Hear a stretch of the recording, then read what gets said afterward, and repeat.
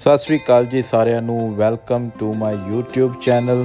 ਅੱਜ ਦੀ ਜਿਹੜੀ ਆਪਣੀ ਵੀਡੀਓ ਹੈ ਜੀ, ਆਪਾਂ ਇਸ ਵੀਡੀਓ ਦੇ ਵਿੱਚ ਮਨੋਜ ਬੀਆ ਤੇ ਉਹਨਾਂ ਦੀ ਟੀਮ ਦੀ ਤਰਫੋਂ ਇੱਕ ਉਪਰਾਲਾ ਲੰਗਰ ਸੇਵਾ ਲਾਈ ਜਾਂਦੀ ਹੈ ਜੀ। ਦੀਵਾਲੀ ਦੇ ਤਿਉਹਾਰ ਦੇ ਦਿਨ 2 ਦਿਨ ਇਹ ਸੇਵਾ ਹੁੰਦੀ ਹੈ ਤੇ ਮਨੋਜ ਬੀਆ ਨੇ ਬਹੁਤ ਹੀ ਇੱਕ ਵਧੀਆ ਸਲਾਹ ਦਿੱਤੀ ਸੀ ਕਿ ਜਿਹੜੇ ਸਟਾਲ ਲਗਾਉਂਦੇ ਨੇ ਉਹਨਾਂ ਵਿੱਚੋਂ ਕੁਝ ਇੱਦਾਂ ਦੇ ਨੇ ਜਿਹੜੇ ਕਿ ਆਪਣੇ ਸਟਾਲ ਨੂੰ ਛੱਡ ਕੇ ਕੁਝ ਖਾ ਪੀ ਨਹੀਂ ਸਕਦੇ ਤੇ ਉਹਨਾਂ ਵਾਸਤੇ ਹੀ ਆਪਾਂ ਲੰਗਰ ਕਰਦੇ ਹਾਂ ਜੀ ਪੈਕ। ਤੇ ਚਲੋ ਕਰਦੇ ਹਾਂ ਵੀਡੀਓ ਦੀ ਸ਼ੁਰੂਆਤ। ਇਹ ਵੀਡੀਓ ਪਾਉਣ ਦਾ ਮਕਸਦ ਕੋਈ ਸ਼ੋਅ ਆਫ ਨਹੀਂ ਹੈਗਾ, ਤਾਂ ਹੀ ਕਰਕੇ ਵੀਡੀਓ ਥੋੜੀ ਲੇਟ ਅਪਲੋਡ ਕੀਤੀ ਹੈ ਕਿਉਂਕਿ ਸਾਰਿਆਂ ਦੀ ਸਲਾਹ ਦੇ ਨਾਲ ਕਰਨਾ ਸੀਗਾ। ਵੀਡੀਓ ਪਾਉਣ ਦਾ ਮਕਸਦ ਸਿਰਫ ਇਨਸਾਨੀਅਤ ਦਾ ਆ ਜੀ। ਸਾਰਿਆਂ ਦੇ ਵਿੱਚ ਇੱਕ ਇਨਸਾਨੀਅਤ ਹੋਣੀ ਚਾਹੀਦੀ ਹੈ। ਇਹ ਦੇਸ਼ ਸਾਡਾ ਸਾਂਝਾ ਆ, ਇਹ ਤਿਉਹਾਰ ਸਾਡੇ ਸਾਰਿਆਂ ਦੇ ਸਾਂਝੇ ਨੇ ਤੇ ਸਾਨੂੰ ਇਹ ਤਿਉਹਾਰ ਬੜੇ ਹੀ ਖੁਸ਼ੀ ਦੇ ਨਾਲ ਸਭ ਦੇ ਨਾਲ ਮਿਲ ਕੇ ਮਨਾਉਣੇ ਚਾਹੀਦੇ ਨੇ ਜੀ। ਲੰਗਰ ਦੇ ਵਿੱਚ ਅਸੀਂ ਬਣਾਏ ਸਨ ਜੀ ਰਾਜਮਾ ਤੇ ਚੌਲ, ਉਹਦੀ ਹੀ ਤਿਆਰੀ ਚੱਲਦੀ ਪਈ ਹੈ। ਸ਼ੁਰੂ ਤੋਂ ਵੀਡੀਓ ਦੀ ਕੀਤੀ ਹੈ ਸ਼ੁਰੂਆਤ। ਝਾਂਜ ਗੇਟ ਤੇ ਰਾਣੀ ਤਲਾਬ ਤੇ ਇਸ ਵਾਰੀ ਅਸੀਂ ਕੋਸ਼ਿਸ਼ ਕਰ ਸਕੇ। ਉਮੀਦ ਕਰਦੇ ਹਾਂ ਅਗਲੇ ਸਾਲ ਟੀਮ ਹੋਰ ਵੱਡੀ ਹੋਵੇ, ਪਰਮਾਤਮਾ ਹੋਰ ਜ਼ਿਆਦਾ ਬਲ ਬਖਸ਼ੇ ਤੇ ਇਹ ਸੇਵਾ ਪੂਰੇ ਜੀਂਦ ਸ਼ਹਿਰ ਦੇ ਵਿੱਚ ਕਰਨ ਦੀ ਕੋਸ਼ਿਸ਼ ਕਰਾਂਗੇ ਜੀ।